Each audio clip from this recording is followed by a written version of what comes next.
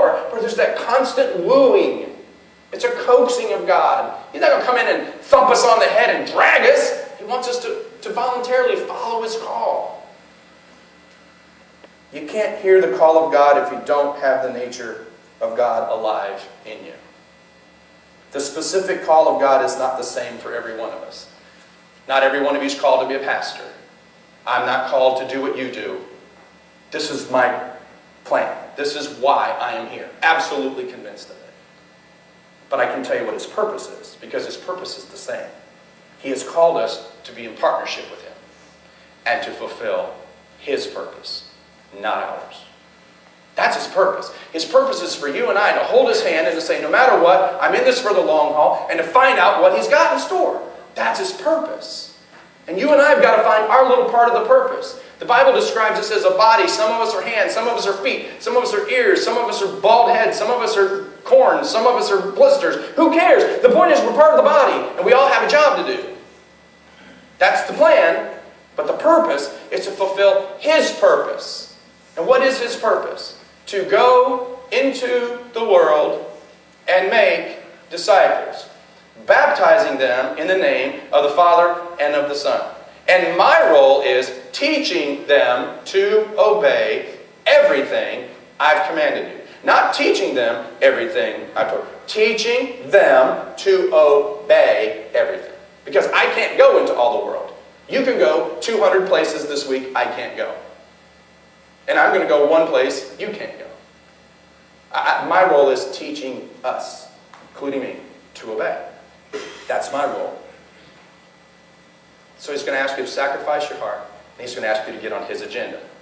The third thing is, if you're submitted to Christ, recognizing that He's taking you into His purpose, it's no longer important that you and I figure out what the purpose is. I want you to understand this. If you really believe that you're following Christ and that you're accomplishing His purpose, then the reason for the purpose doesn't matter anymore, because you're convinced you're on the right plan. Have you ever thought about this? Your boss, your company comes and goes, here's the new plan, here's the new marketing plan, here's the new advertising campaign, we want you to go over there and change those prices, we want you to go over there and straighten up those shelves. Nobody goes, why? They don't, because if you did, they'd go, you're out, next guy in, that doesn't ask questions. Because we believe that the people that are in charge and that the people who are doing what they do, we believe that they know what they're doing.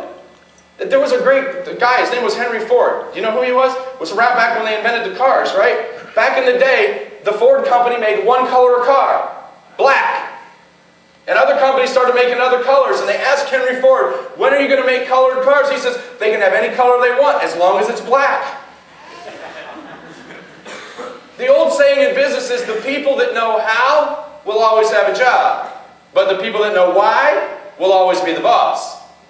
The people that understand the purpose that we build blue cars and convertible cars and two-door cars and three-door cars and minivans and SUVs and Hummers, the people that know why and how we go about figuring it out, those people will always be in charge because they understand the purpose. Same thing in the body of Christ. The people that will always be the leaders are the ones going, I got the plan. I understand the plan. The plan is for me to meet people, to connect people to people, to connect people to God. That's the purpose. Quit standing around asking, why God, why that person? I don't even like them. That doesn't matter. The point is they need God, and so do you. We all do. So the farther you walk with Christ, eventually it doesn't matter why. The farther you journey in the Christian life, it should get simpler because we're less inclined to ask why. Because you trust your Father. You should be less inclined. It's not that you won't, because I still ask why. But you're less inclined to go, how come me? How come us? How come now? I don't know if you saw, I think it was Thursday night, Steve Chapman was on Larry King. Was it Thursday night? Yeah, it was Thursday night. And Larry asked the question 4 or 5 times. And he asked it to Steve, he asked it to his wife, he asked it to his kids. He's got a 17-year-old kid that sits there and says, you know what, we can quit trying to figure that out. And I'm thinking, oh my gosh, this kid understands. You can't undo what happened, but you can trust. You can trust and you can stay the course and stay to the purpose. The purpose is to reach people. We spend a lot of time invested in our growing. And we don't sometimes need to know. If I would have known everything that my life was going to entail by the time I reached 45, I'd have run so far from ministry, God would have never found me or Jonah. I'm serious. I'd have taken Jonah out with me. I'm serious. If I'd have known everything, come on, can't you admit that? Aren't you glad, those of you that are, let's say, 40, aren't you glad you didn't get everything you prayed for? Remember that person you were dating that you prayed for, that today's off somewhere, that you're glad you're not? It's a good thing we don't understand. And God's up there at some point, I think, going, no, you don't get it, do you? If I gave you that, it would mess up the purpose. It would mess up our part in the plan. Behind the whole thing, behind this whole journey, there should be this soft, calm, compelling voice. You should never feel like God is shouting at you. It's not that He won't. But when God is leading you, there's this loving tug that it's that magnetic pull kind of thing. And rather than God grabbing you by the shirt collar, He grabs you more up by the sleeve and go, come on, are you listening to me? Let's sit down and talk. God's not going to beat you up. We use the term here at Friends Community Church being a Christ follower. A follower. A follower is a person who trusts Christ's intelligence more than their own. That he really does know what he's talking about. My wife and I used to have a bird. We used to have a parrot. It was about that big, a blue and gold. His name was Moses. And we got him for our first anniversary. And Moses was hysterical. Could mimic all kinds of things. The phone would ring and he'd go, hello. Sounded just like Cher. He could laugh just like Cher. Sounded just like her. We would play Sandy Patty records. He'd go, ah! I mean, he could sing. He'd call the cat. Here, kitty, kitty, kitty, kitty, kitty. I always thought that was funny. The stupid part was the cat would come. He could imitate the phone. He was brilliant. And people say, can your bird talk? And he'd say, birds can't talk. Now, he didn't know what he was saying.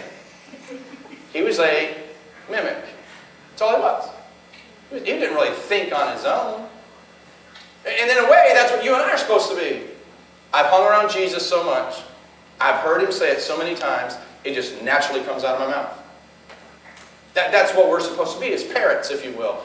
The term Christian means little Christ. It means little clones. We ought to be little Jesuses running around. A mimic. A student is someone who learns. A disciple is someone who does. There's a difference. I can learn all day long about accounting, but I'm not an accountant until I do it. I can go to med school and learn. I'm still not a doctor until I do it. And in some respects, you're a Christian, but you're not a Christ follower until you do it. You might know all the right answers, but the Bible compels us to act on it. When our purposes override God's purpose, it only complicates the journey. Have you ever tried to go two places at once? It's not easy. It's usually when you're riding in the car with your spouse. Why didn't you turn left there? Why didn't you turn right? Well, we're going over there. No, well, we're going over here. And Orlando is the worst place in the world to try to give directions. If anybody can prove to me that I-4 runs east and west, I'll give you $1. It doesn't run east and west. At one point, it runs almost straight north and south. And how in the world can you get on I-4 east and 192 east at the same time? How does that happen?